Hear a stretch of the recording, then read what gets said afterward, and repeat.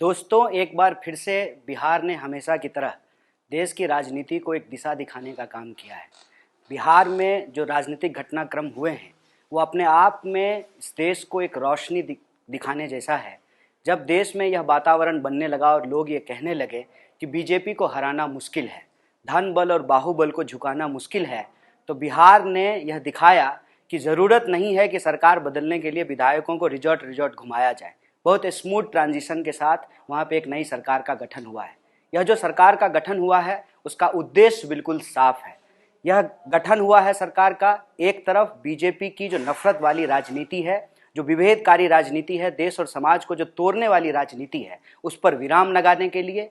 दूसरी तरफ बिहार के लोगों की जो मुद्दे हैं, चाहे वो रोजगार का सवाल हो, चाहे वो शिक्षा का सवाल हो, स्वास्थ्य का सवाल हो, पलायन को रोकने का सवाल हो, बिहार को फिर से उसकी गौरवशाली परंपरा को पुनर्स्थापित करने की बात हो, इन सकारात्मक मुद्दों पर सरकार इफेक्टिव तरीके से, प्रभावी तरीके से काम करे और अपने काम के माध्यम से पूरे देश को यह संदेशा दे कि बीजेपी की जो डाइवर्जनरी टैक्टिक्स है, जो डिवाइड एंड रूल की जो उसकी पॉलिटिक्स है, उसको हम डिफीट करेंगे। और आप देख लीजिए कि बिहार के इस बदलाव ने ऐसा वातावरण पैदा किया है कि गर्मी में जब टेम्परेचर 40 डिग्री से ऊपर है, भाजपा के नेता कांपते हुए नजर आ रहे हैं, क्योंकि डेमोक्रेसी में नंबर मैटर करता है। वहां पर उनको लग रहा है कि उनकी संख्या घटेगी और पूरे देश में आज के डेट में उनके पास कोई एलाई नहीं है, तो यह तय नहीं कर पा रहे हैं जो नकली चाणक्य हैं कि कहां पे वो अपना नंबर बढ़ाएंगे।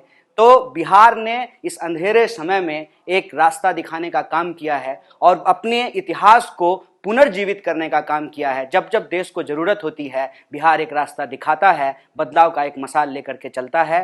बिहार में सिर्फ सरकार नहीं बदली है, उम्मीद का एक नया वातावरण पैदा किया है।